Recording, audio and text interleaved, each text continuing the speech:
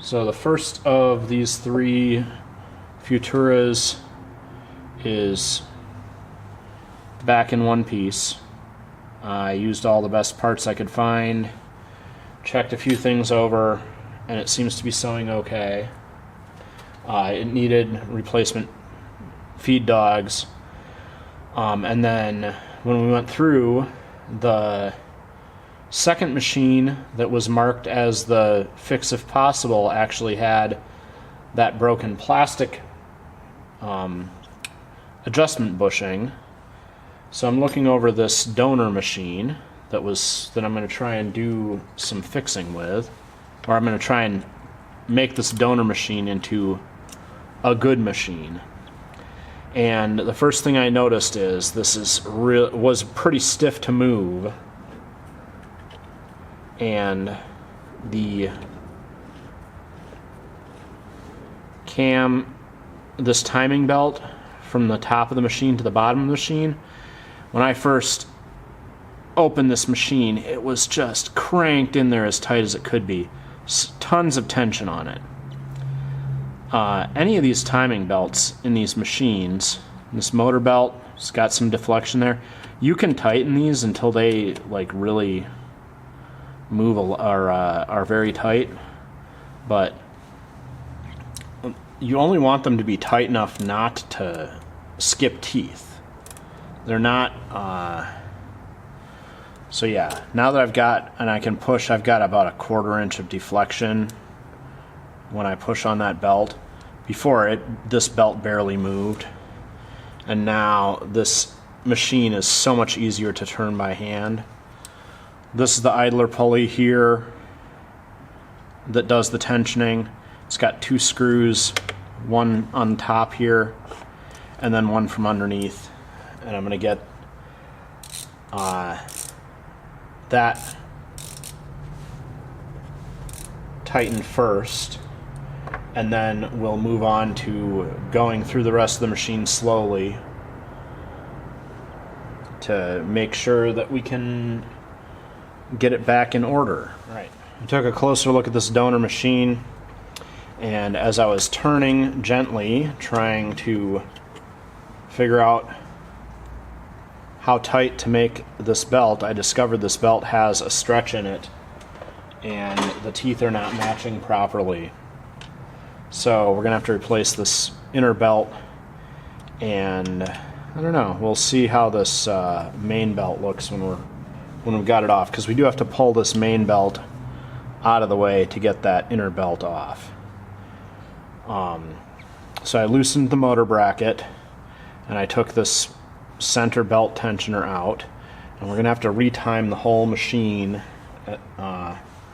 But first, you rotate the hand wheel, and there is a single screw on the inside of the hand wheel that holds the hand wheel in place. And then once that screw is removed,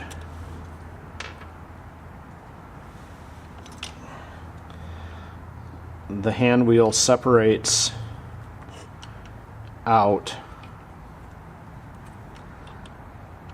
along the edge of the belt. So you gotta just kind of work in around here.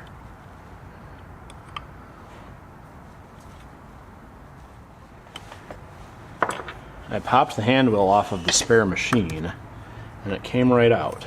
So I'm gonna keep prying gently on this until I get it off. Pry it along here. So the shaft is steel, and then the plastic is a nice tight fit on the shaft, so it gets a little bit of rust and stuck on the shaft here. But I'm gonna flip the motor belt off the side here, and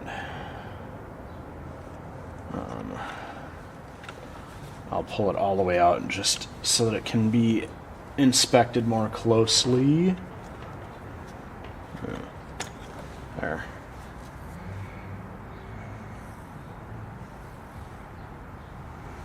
Alright, the motor belt looks okay. Doesn't have any extra fuzz on the side from wear.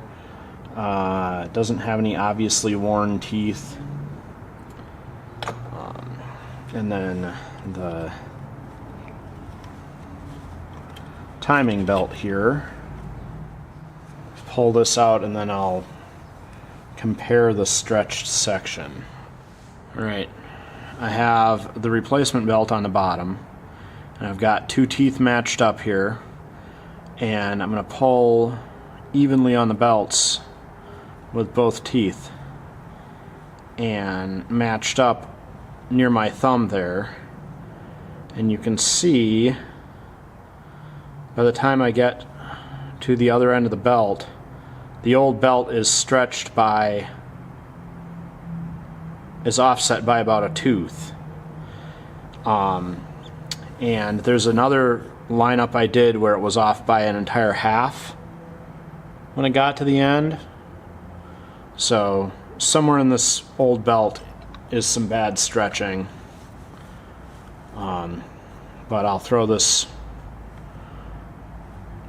other belt in here and that should resolve that issue.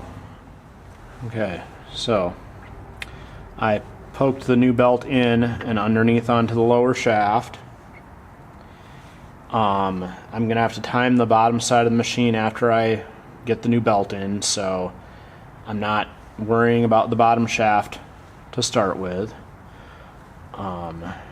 Now I need to loop the belt into place around the cam worm drive, and then it needs to go up over the top of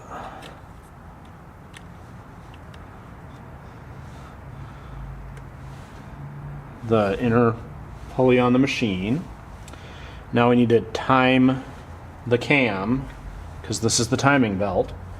So I have the machine set for the highest needle position, and I'm reaching in and I'm gonna rotate the cam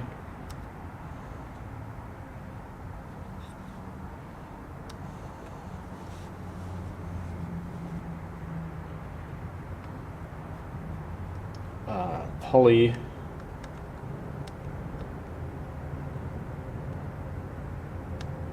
there. All right. Oh.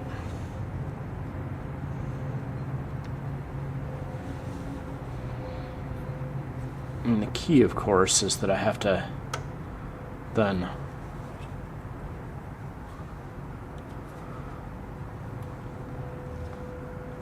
hold that cam in position and put a little pressure on this belt. And I set the tensioner someplace just out of reach. Alright, so pendulum timing on this is a matter of holding the tensioner on the belt, rotating the machine to see what the cam timing is up to, and then moving in and reaching inside and rotating the cam back and forth, tooth by tooth, and checking it. And then once you have it in the right spot, which I've fiddled around with this a bunch already,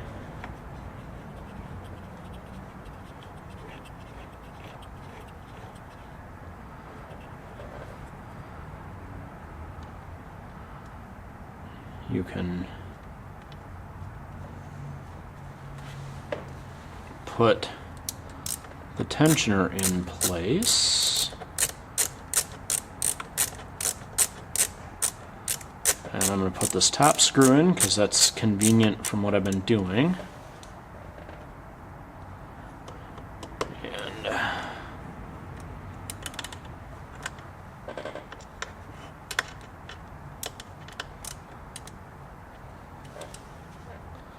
Yeah. That is more than enough tension. A good 1/4 inch. And I just set it by